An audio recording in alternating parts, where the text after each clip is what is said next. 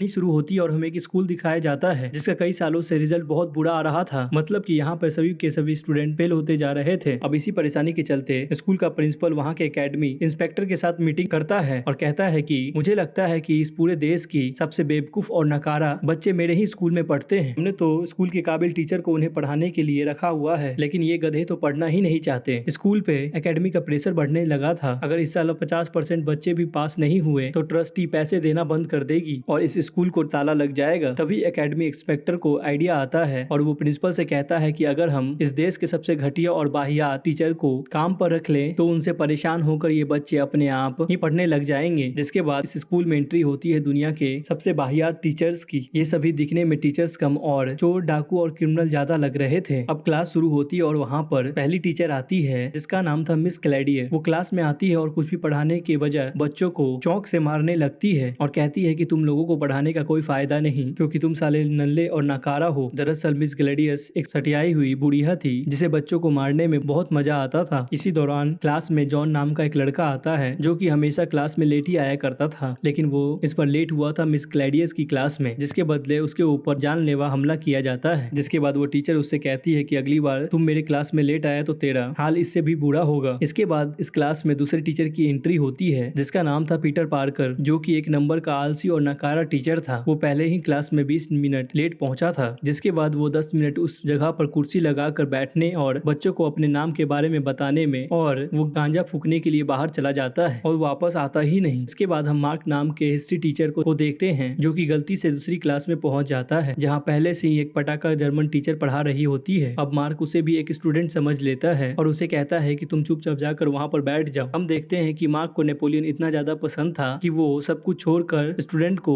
Napoleon के बारे में ही पढ़ाने लग जाता है। फिर कुछ देर तक उसकी बकवास सहने के बाद वो टीचर खड़ी होती है और उससे कहती है कि तू क्या नेपोलियन का भाई है। जिसके बाद वो उसे वहां से जाने के लिए कहती है और कहती है कि इस क्लास की टीचर मैं हूँ। अब ये सुनकर मार्क काफी ज्यादा शर्मिंदा होता है और उससे माफी मांगता हुआ क्लास से चला जाता है। इसके बाद लंच हो जाता है और मार्क अभी भी उस जर्मन टीचर को ही देख रहा होता है। दरअसल अब उसको वो टीचर पसंद आ गई थी। फिर लंच के बाद होती है एक स्पोर्ट्स क्लास जहाँ पर उनका टीचर रॉबर्ट बच्चों को पेड़ पर चढ़ने को कहता है और कहता है कि अगर तुम इस पर चढ़ाई करना सीख गए तो आगे जाकर तुम अपनी मंजिल को आसानी से पा सकोगे। लेकिन जब इस दौरान काफी सारे बच्चे पेड़ से गिरने लगते हैं और अपने हाथ पैर तोड़वा लेते हैं तो रॉबर्ट उनसे कहता है कि अगर तुम्हें कुछ हासिल करना है तो तुम्हें अपने आप की कुर्बानी देनी ही होगी। इसके बाद बारी आती है सबके फेवरेट टीचर मारियाना की, जो कि इतनी ज्यादा खूबसूरत थी जो कि सभी बच्चे उसे ही देखते रहते हैं और जब वो पलटती थी तो उसको देखकर बच्चे नीचे गिर जाते थे। और इसी दौरान जॉन फिर से क्लास में लेट आता है और अपनी नई टीचर को देखकर सोचता है कि भाई ये कितनी खूबसूरत है। लेकिन फिर अगली क्लास होती है फिलॉसफी की। तभी विल नाम का टीचर वहाँ पर आता है और अपना कोट उठाकर एक बच्चे के सिर पर डाल देता है और उससे कहता है कि आज से तुम एक कोट हैंगर हो। जिसके बाद वो फालतू की बिना सिर पैर वाले बातें करके वहाँ से चला जाता है। फिर शुरू होती है केमिस्ट्री की क्लास जहाँ पर ये टीचर, जिनका नाम आइंस्टाइन था, जो खुद को आइंस्टाइन का बाप समझता था, वो खुद को जीनियस दिखाने के चक्कर में वहाँ पर रखे सभी केमिकल को एक कर देता है, जिसके वजह से पूरे कमरे में झाग फैल जाता है। फिर स्कूल खत्म हो जाता है। मार्क जर्मन टीचर से मिलकर उससे फिर से माफी मांगता है, जिसके बाद वो उसे गोद में उठा लेता है और कहता है कि चलो कहीं घूमने चले। लेकिन वो टीचर उसे गालियां देकर वहाँ से चली जाती है और अब ये सातों टीचर बच्चों को पूरे हफ्ते ऐसे ही तरीकों से पढ़ाते हैं, जिसके चलते बच्चों के पेरेंट्स स्कूल में शिकायत लेकर पहुंच जाते हैं। कहता है कि केमिस्ट्री टीचर ने मेरे बच्चों के बाल जला दिए, तो कोई कहता है स्पोर्ट्स टीचर ने मेरे बच्चे की पिछवाड़े की हड्डी तोड़ दी। और अब इस सब से तंग आकर प्रिंसिपल सीधा एकेडमी इंस्पेक्टर को कॉल करता है, लेकिन उस इंस्पेक्टर को स्कूल की कोई परवाह नहीं थी और उसी ने इन टीचर को यहाँ पर बुलाने का सजेशन दिया था। लेकिन उसके बिहेवियर से प्रिंसिपल को शक होने लगता है कि जरूर कुछ तो गड़बड़ है। जिसके बाद प्रिंसिपल अगले दिन से सारा मामला अपने हाथ में ले लेता है और ये सब ठीक करने की कोशिश करता है और वो क्लास में जाकर चौक को टेबल से चिपका देता है ताकि मिस ग्लैडियस उन चौक से बच्चों को ना मार सके। अब वो टीचर चौक के जगह पर बच्चों को डस्टर से मारने लगती है, लेकिन उसमें लगे स्प्रिंग की वजह से वो वापस आकर मिस ग्लैडियस को ही लग जाती है। इसके बाद जब पीटर की क्लास की बारी आती है तो वो अपनी कुर्सी निकाल कर वहाँ पर आराम से बैठने लगता है, लेकिन तभी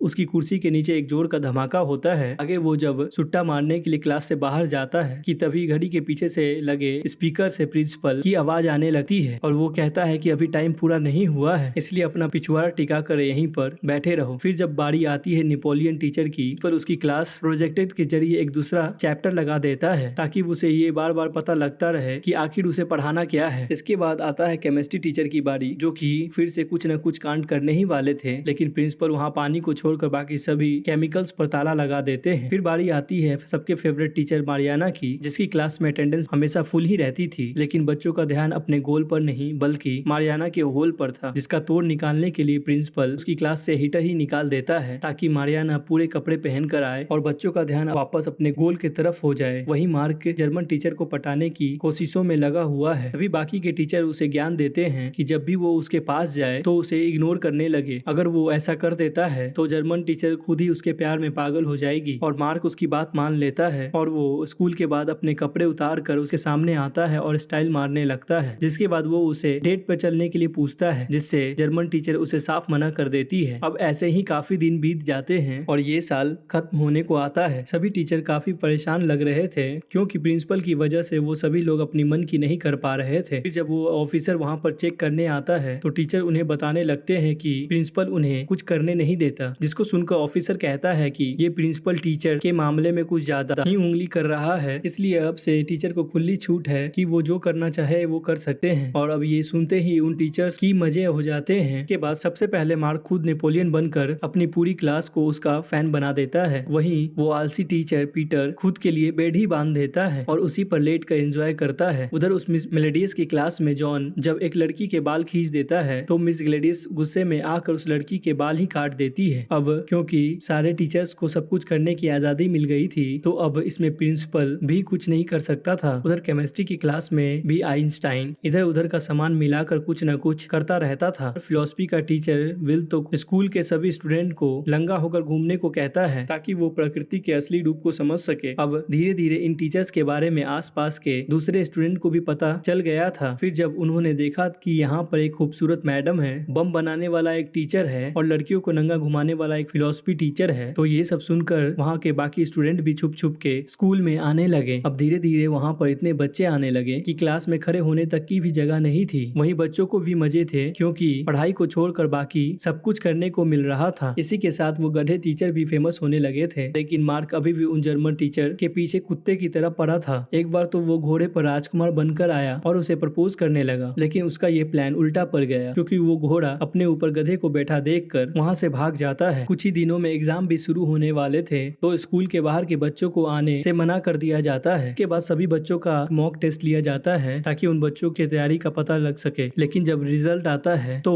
सारे के सारे बच्चे फेल हो जाते हैं। अब इन टीचर्स को समझ नहीं आ रहा था कि इतनी अच्छी पढ़ाई के बावजूद भी ये बच्चे फेल कैसे हो जा रहे हैं। तभी प्रिंसिपल गुस्से में आकर एकेडमी इंस्पेक्टर पर आकर बरस पड़ता है और उसे कहता है कि तुम्हारी इस घटिया आइडिया के चक्कर में हमारी हालत और भी बुरी हो गई। लेकिन तभी वो इंस्पेक्टर कहता है कि मैं तो कभी चाहता ही नहीं था कि ये स्कूल के बच्चे कभी पास भी हो, क्योंकि वो प्रिंसिपल को निकाल कर खुद प्रिंसिपल बनना चाहता था। उसे पहले ही पता था ये टीचर यहाँ पर कुछ पढ़ाने नहीं वाले, इसलिए ही तो ये उनको कहा था कि इन्हें काम पर रखो। इस दौरान हम देखते हैं कि मार्क इनकी सारी बात छुपकर सुन लेता है और भागकर बाकी के टीचर्स को सब कुछ सच बता देता है। फिर जब उनको पता चलता है कि वो फ्रांस के सबसे घटिया टीचर माने जाते हैं तो वो फैसला करते हैं कि अब से वो सब कुछ ठीक कर देंगे। फिर मार्क टेस्ट पेपर चुराने का प्लान बनाता है ताकि सभी बच्चे चीटिंग करके पास हो जाएं, क्योंकि इतने से वक्त में वो उन्हें नहीं पढ़ा सकते थे। जिसके बाद सभी मिलकर इस मास्टर प्लान की तैयारी करने लगते हैं। फिर एक दिन सारे टीचर मिनिस्टर के घर के बाहर दंगों में शामिल हो जाते हैं। फिर वो जब पुलिस उन्हें दबोचने आती है तो मिस ग्लेडियस वहीं जमीन पर लेट जाती है, जिससे किसी का भी उस पर ध्यान नहीं जाता। फिर मिस ग्लेडियस और पीटर ऑफिस के बाहर पहरा देते हैं और उसके बाकी के साथी चुपके से ऑफिस के अंदर जाते हैं। वहीं मारी अपनी सुंदरता से गार्ड को फंसा लेती है, जिस बीच बाकी के टीचर चुपके से उस कमरे में पहुंच जाते हैं जहां पर होने वाले एग्जाम के पेपर्स पड़े थे। लेकिन अब प्रॉब्लम ये थी कि जिस तिजोरी में वो पेपर्स रखे थे उसे खोले कैसे। फिर वो सभी अपना दिमाग चलाते हैं, मिनिस्टर के जीतने वाले इलेक्शन की डेट को तिजोरी में लगा देते हैं, जिससे वो तिजोरी खुल जाती है। अगले दिन सभी बच्चों का एक दूसरा टेस्ट होता है। अब क्योंकि टीचर्स ने तो उन बच्चों को पेपर्स पहले ही दे दिए थे तो इसके बावजूद भी वो सारे के सारे बच्चे फेल हो जाते हैं, क्योंकि वो गधे दूसरी क्लास के पेपर्स चुरा लाए थे। मगर वो बच्चे इस बात को अप्रिशिएट करते हैं कि कम से कम टीचर्स ने उनके बारे में सोचा। अब फाइनल एग्जाम होने में सिर्फ 2 ही हफ्ते बाकी थे और सभी बच्चे बहुत ज्यादा डरे हुए थे। वही डर के मारे मार्क अपना